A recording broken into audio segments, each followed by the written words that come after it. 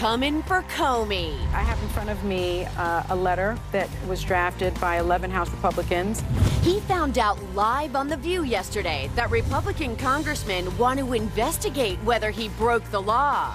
But could this be an act of revenge? Plus, Fox News host Dana Perino's fighting for her right in Hot Topics. Then, Giuliana Rancic shares why she's happy she went public with her health battles. And Anna Navarro's back to guest co-host. Let's fire up Hot Topics with Whoopi, Sarah Haynes, Joy Behar, and Sunny Hostin. Now, let's get things started.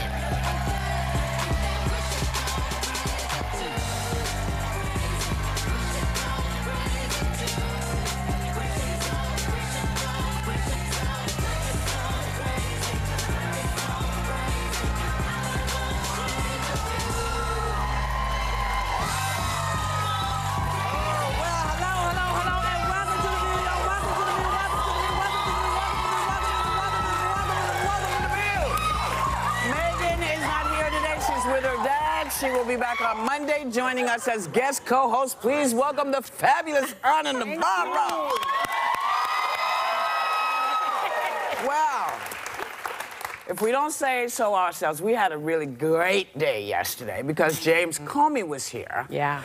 But strange as this is going to sound, he found out on live television that 11 congressmen want to investigate whether he broke the law in handling the investigations of both Hillary Clinton and the new guy. Now, what do you make of the timing of all of this? They were totally watching the show. I find it interesting. It's the smoke and mirrors thing that we always talk about. We must be paying too close of attention to something else because they always rule something out, a distraction out. Yeah. Well, and it's also right out of the what they call the Roy Cohn playbook. Roy Cohn was this, I don't know if I could call him corrupt. Would you say he was corrupt? It's pretty nasty. Nasty lawyer, one of Trump's role models. And his whole philosophy was when they hit you, you hit back twice as hard, which is what Trump does. So I think that you think that we're going to just sit by while you investigate us? Well, we're going to investigate you. Meanwhile, is Hillary relevant anymore, really? Yeah. I mean, they're suing Loretta. They're asking for criminal violations and investigations into criminal violations against Loretta Lynch, FBI counsel, FBI agent, Comey, Hillary Clinton. Roy Cohn was also seen as being very petty, and this seems very petty to me. It seems like very petty revenge, and the sad thing about it is we are all paying for that revenge, that pettiness, because these investigations come out of taxpayer dollars. And I think we saw this with the Benghazi investigation that went over 2 years, cost over $7 million, and nothing was found. Look, there's 515 members of Congress between the House and the Senate. 11, and these 11 in particular are right-wing Republicans. They are strong supporters of President Trump. People like Ron DeSantis in Florida, Ted Yoho, Matt Gaetz, very strong supporters of the president. You can find 11 people in Congress at any given time to call for an investigation on Mother Teresa. That's true. And she's been dead for 15 years. So, that's true. You know, that's true, right? It makes no damn difference. If It doesn't look good. It doesn't look good. It's a distraction. We're talking about it. If you start seeing a letter that's getting signed by 100, then start paying attention. But 11 Congress people who are, you know, on the very right wing of the Republican Party, seems very my favorite thing about all this is they call attention to the dissimilar degrees of zealousness in the investigations between Hillary Clinton and the current guy. And I just wanted to point out that, you know, Hillary Clinton was extensively investigated by multiple committees in Congress and the FBI. Now, the House Republicans say that she violated federal campaign finance law. Y'all don't want to start that conversation. You don't want to start talking about violations of campaign finance because you're just going to open up a can of worms for yourself. So y'all might just want to sit back and perhaps, and I know this is going to really shock a lot of people, but maybe y'all want to read the book. Maybe you want to actually know what he says and why he says it. You don't have to agree with it, but at least do your homework. Wait, can we? I witnessed something at this table the other day with Comey, though. That thing is, if this is not right, this is where I'm going, and I don't care what your beliefs are. I don't care if you're left or right. And that's what it should be. And that's what it should be. And actually, I discussed off camera with Director Comey the fact that when you're at the U.S. Attorney's Office, as he was, you don't know the political affiliations of anyone. It's nothing that ever comes up. He said he hired, you know, dozens of people, and he never knew the political affiliation of anyone, because justice has a blindfold. But Sonny, he made such a terrible mistake when he started to go after Hillary's emails without knowing what was in them. You mean opening up the whole thing of reopening it up and then closing it, then opening and closing, etc. It was such a big mistake, and that's what brought us to this mess that we're in. So I'm still mad at him. Well, you know, but everything in life is about timing, and the fact that, you know, that happened 2 weeks, 10 days before the election. Sure. Look, I think it had an effect. Some people will tell you it had no influence. I think it did influence a lot of people who already thought that she didn't have credibility. That people should read that. Explain his reasoning. Take a dive after. So, in part, you know, listen, she was what we're hearing. This was always a tainted race. Yeah. If we're talking about Russian interference, this has always been a tainted race. So we'll never know what really would have happened. Yeah. But the fact that he said, listen, yes, maybe I could have said it a different way, because it's a question I asked him. Right. Yeah. He said, maybe I could have done it a different way, but this is how I did it, and I take responsibility for it. And I gotta, you know, I have to say, I will go with people who believe the law. I believe the law. And it's like Gorsuch. You know, Gorsuch, everybody said, well, Neil Gorsuch he's just going to vote this way. Well, you know, he's actually voting the law. And I have to believe that that's going to be our saving grace. That, you know, maybe Stormy's the saving grace, maybe the women are the saving, maybe Russia, but I believe the law is going to get us where we need to be. Absolutely. And I'm going to... Each and every day. It's not perfect. It is flawed. But what else do we have, That's all really? we got. That's all we got. We'll be right back. What makes us great today. Still ahead, burning for Cardi B. Why Bernie Sanders is really feeling Cardi's rap right now. Hilarious, opinionated, fearless. Yeah, the women of The View check all these boxes. But hey, so does... I want to punch you right in your dumb face right now. Amy Schumer. That's me. That's me. The View. DJ, hit it. Ooh, you don't want to miss this. Tomorrow on ABC. Still ahead, Fox News host Dana Perino hits... So earlier this week, UN Ambassador Nikki Haley announced new Russian sanctions were being implemented. But on National Economic Council Director Larry Kudlow's mind, he's like, he said she must be confused because they're only considering sanctions. Now, Nikki was like not having it. She's like, I don't get confused. So you know who's confused now? Me. Why? Because I remember him saying there were going to be tough sanctions on Russia. I remember he said it. Now, none of us believed it, but I recall that he said it. Yeah. Right. So what is happening? And isn't he the one who thinks that Frederick Douglass is alive? He's the one who's confused. But look, we have seen this from Trump time and time again. Yeah. I mean, he holds a position for less time than what you hold a yoga position for, right? We saw it on immigration. Right. We saw it on guns. Right. And now we saw it on sanctions. I think they clearly reversed themselves.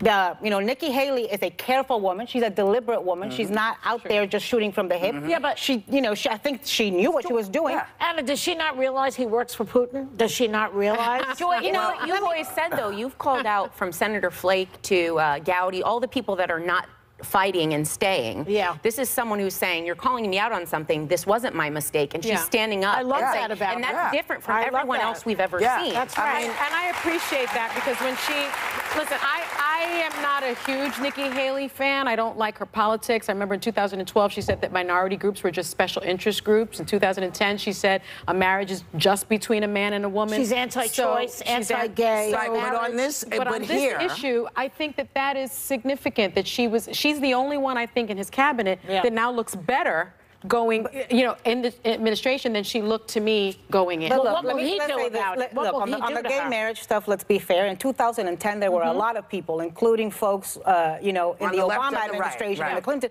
on the left and the right, who had not evolved yet. I don't know what the hell there is to evolve on. Has she? For me, she hasn't made any other statements, so she hasn't evolved. But right now, she's UN ambassador, and she speaks passionately about the, the abuses that are going on in Syria, about what's going on in Venezuela, what's going on in Cuba, and the homosexuals that are getting killed there. I don't know if she's done it on every subject. I can tell you that on the things that are in the headlines, I think she's been a passionate voice. I think she is one of the few people, frankly, the only one I can readily think of, whose standing and stock has gone up instead of down, being part of this misadministration. I think she has shown great growth and breadth. This was a woman who was a governor of a southern state. Nobody really thought she had that much international gravitas. She has risen to the occasion, and she ain't going to take any mansplaining from Larry Kudlow, who's been there all of 5 minutes. And I appreciate that. She's confused. I appreciate that about her. I think she's shown, look, she's no cream puff, and don't mess with Nick. What's he doing there? Why did he think he was going to get away with calling her confused? Yeah. That's like calling a woman hysterical. I thought the same thing. The word choice was interesting. It shows you how tone deaf these people are. Yeah. Because what he probably thought was, I'll just say she's confused, let her off the hook a little bit. But what it did was unleash all the anti-female stuff. Yeah. That's right. There you go. Now you're on the hook. Yeah. But this guy, Larry Kudlow, and he apologized to her. So as well he should. This guy, Larry Kudlow, from what I understand, is a money guy. What's he doing He's about a wavy money guy. What does international sanctions have to do with him? Well, it's part of economic policy, but everybody's a TV guy. I mean, I'm surprised there's anybody left on Fox News, given that half of them are working in the administration. That's true. Including Sean Hannity. Did you say Sean Hannity? I believe she did. But hell, all or punish it. We'll be right back. How would Fox News host and President Bush's former press secretary Dana Perino handle the scandalous week our current president's having? She's hitting Hot Topics next.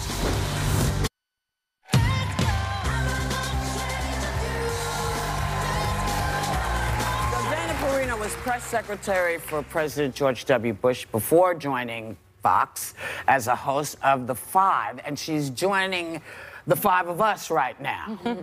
Thanks for the joke. Please welcome Dana Perino. Hey, how you doing? Director Comey here yesterday, and we've had a big week. We had a big week. We had a big week. But for the first time, he talked a little bit about the paragraph in his book about him commenting on Trump's appearance. Did that part make you question his motives at all?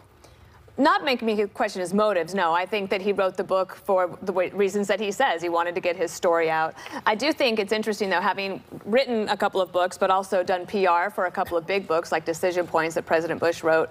And when you're going through those books, you read every line, and you anticipate, as the PR person, what's going to get attention. And you know that line is going to get attention. So I find it a little unbelievable that now he regrets putting it in there because they knew it was going to get attention. But I don't think it's a terrible detail. No. And also, if you were President Trump, you might have been like, okay, yeah, right. Somebody finally said I had decent-sized hands. Yeah. Right? I mean, it's not a bad... It's sort of complimentary. By the way, coming from a 6'8" guy. Well, I was actually... Something's interesting. I don't think James Comey would remember me, but when I first came back to work in Washington for the Bush administration, I was at the Justice Department.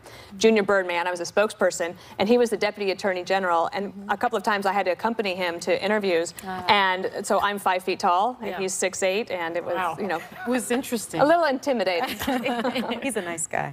Well, you were live live on the air, and the first to report Nikki Haley's response to the White House, which was, "I don't get confused." What was going on? So I think it's important that people remember that she had gone out on the Sunday shows, and she had said very clearly that she was talking about the strikes in Syria, and that there was more pain to come, that Russia was going to face additional sanctions the next day. So later that night and into the morning, anonymous sources were saying that the White House was not going to do that policy. And by Tuesday morning, on the record, Larry Kudlow, the new economic advisor, was saying, you know, she maybe got a little ahead of herself. She perhaps was confused. Yeah. And one of the things, if you're an ambassador, first of all, you don't freelance. Right. Okay, so she wasn't making up, you don't make up sanctions. No, it doesn't happen. Then the other thing is, the most important thing you have is your word. That is your credibility. And if that's being questioned by the White House, even if it was anonymously, and then, you know, Larry Kudlow saying, well, maybe she was confused. I know they were trying to protect the president, but at that time they were hurting her and her credibility. I was on air. I checked my email in the commercial break asking me to get in touch with her. And it was said time sensitive. And I thought, well, what's going on? Are we going to war? But so in the next commercial break, I contacted her, got in touch, and she said, this is what I want you to say on my behalf, that with all due respect, I do not get confused. Right. Now, you know anytime a Southerner begins a sentence with all due respect, it means you fool. And you know what? Dana, why do you think... It does. No question.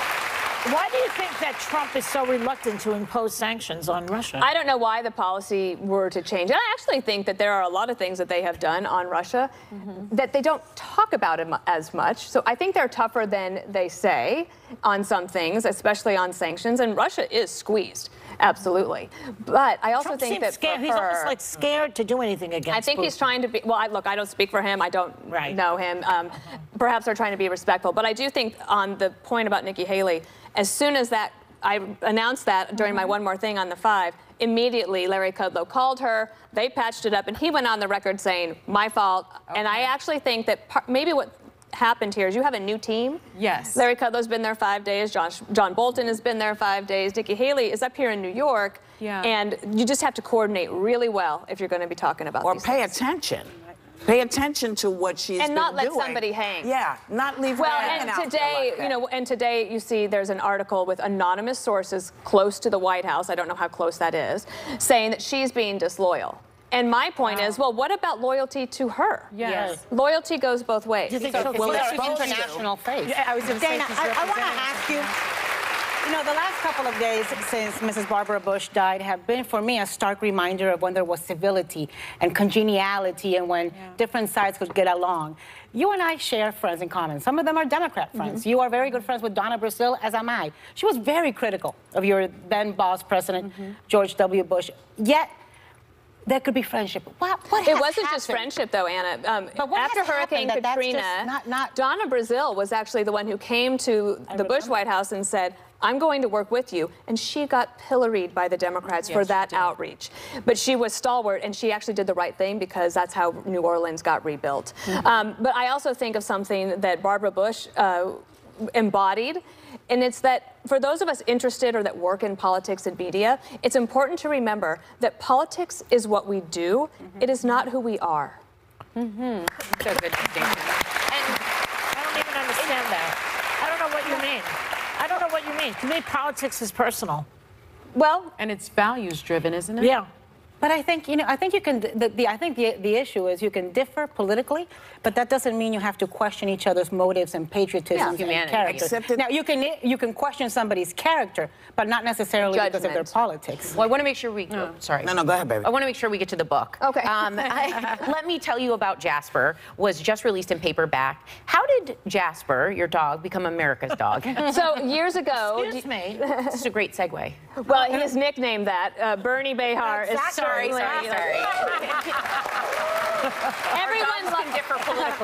Everyone loves their dogs, and when I wrote Let Me Tell You About Jasper, and I had a chance to come here actually right before the election last year, or in 2016, it's that it is the one thing that is not political. Like, it is a bipartisan, nonpartisan thing. Everybody loves their dogs. And so if you can't think of anything to think about with your fellow human, talk about your dog and everything will be okay. Yes. Jasper actually, he only got nicknamed that because Somebody was suing a tabloid for taking too many pictures of their dog.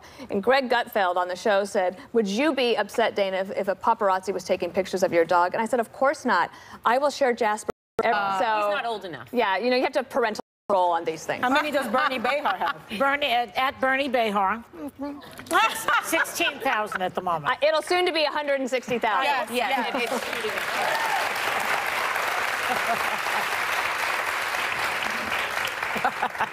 And there you have it. Use it.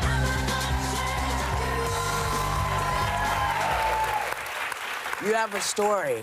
Yes. To share with us. Yes. About a week ago, a dear friend of mine lost her 19-month-old baby to leukemia, and within 10 hours, this is the family, welcomed a new little girl. So that's Edith Jean Newman, the little baby there, and that's Matt and Amanda, the mom and dad, who went through a 7-month journey fighting the big fight. Right.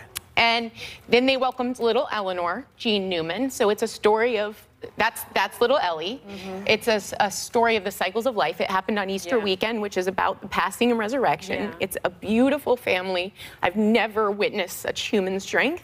Yeah. I wanted to shout this out because Ellie will have this forever, to see her little sister and the mark she left. So I ask you to do a kind act for someone today and do it for Edie. We call ourselves Team Edie, #Smiles for Miles, because she smiled from her toes. She was a beautiful little soul that, like a star, her physical being burned out, but her light will shine forever. So I just wanted that moment for her. Can we discuss the puppy for a second? That's Napoleon the Chihuahua. Okay. I love that Napoleon's like, here's my tail. Yes. Napoleon is a special little dog. I once outsourced my own Chihuahuas because they didn't like always other dogs to babysit Napoleon when Napoleon was a baby. Mm-hmm. So we're connected on all levels. But that reminds me of, that's come out in this last few days. Barbara and George Bush lost a baby, a 3-year-old Robin, to leukemia. And she said, there's a quote of hers where she said that losing Robin made her and George Herbert Walker Bush love every human being more. Mm-hmm. So I think the other story about that, maybe they're interested, is that it was so devastating to her that her hair turned white and she never dyed it again, sort of like to freeze the moment and as a testament to the child. And I think I think it's also what made her able to approach other ill children and have empathy for what these parents of children born with AIDS were going through. Because remember, she was one of the first women who was not afraid to embrace. So empathy is very important in our lives. So we have to pay attention. And they found comfort in the Bushes, because when I came to visit and hold the baby, they said knowing other people have survived this and thrived in their lives and turned it into something good gives us hope. Yeah. So, wow. And on that note, we will be right back.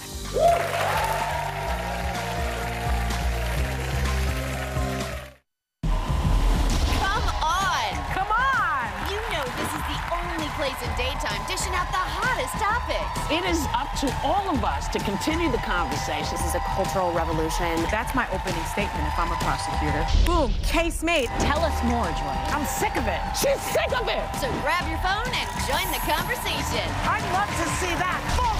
And don't miss The View on ABC. Tomorrow, Anthony Scaramucci's back to guest co-host. Amy Schumer and Rory Scovel take on the backlash over their new comedy, I Feel Pretty. Diane Sawyer's exposing whether the Me Too movement is helping regular women in the workforce. And it's Feel Good Friday on View Your Deal.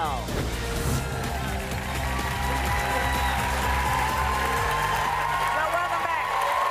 Now, this spring, millions of Peanuts fans in Manhattan and all over the world would be greeted by eye-popping, larger-than-life murals created by 7 acclaimed artists as they honor the iconic work of my friend Charles Schulz for the Peanuts Global Artists Collective. And when I say all over the world, I really mean all over the world. They'll be in New York, Paris, San Francisco, Tokyo, Mexico City, Seoul, Korea.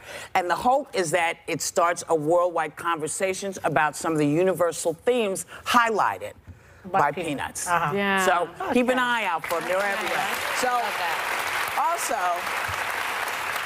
another fabulous highlight, Cardi B just found out she has a big fan of Bernie Sanders because he retweeted her quote that FDR is the real Make America Great Again president because if it weren't for him, older Americans wouldn't get Social Security. Bernie tweeted, Cardi B is right, and added, we need to strengthen Social Security so seniors retire with the dignity they deserve. Yeah. And people, but is it really that shocking that someone would actually know their history in this environment? You know, good for her. It's, you know, it doesn't, regardless of what you've done for a living, it doesn't make you, you can't assume that because someone maybe worked the poll or is over here, it isn't know how her American history works and how it impacts on her. Yeah. That's what we expect. Listen, she's got, Cardi B has got her pulse, you know, her finger on the pulse of America. She did, I retweeted a video that she did on Instagram where she was talking about how mad she was about paying all these taxes and where it was going. It got retweeted by Grover Norquist, who's one of the most conservative of you know, fiscal reform. To me, what was shocking was not that Cardi B knew her history, but that Bernie Sanders knew Cardi B. Yeah, that's right. That was great. Oh, no. Why would that? Why would that no, he's so good with millennials. This table really pretty hip. Sort of said, so what do you know? And he knew his stuff, but hey, you know, it's what we expect of our young people. This is what we should expect for our young people. We should expect them to know the history of the country they live in. We'll be right back.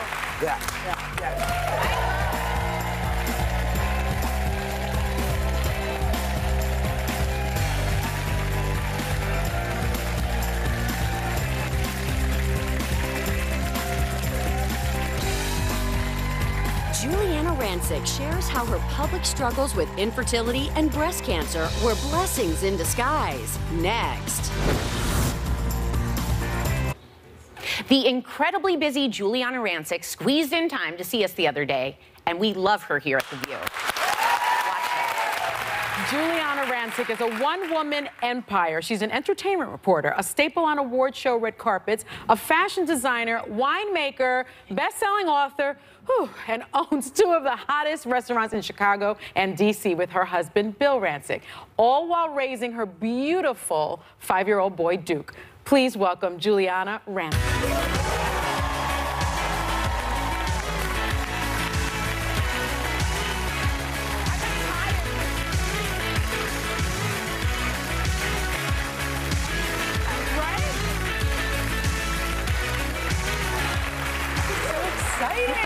I just said I got tired reading the things that you do. But that intro is humbling. Oh my gosh, thank you for that. Well, you and your husband, Bill, you have a 5-year-old son named Duke.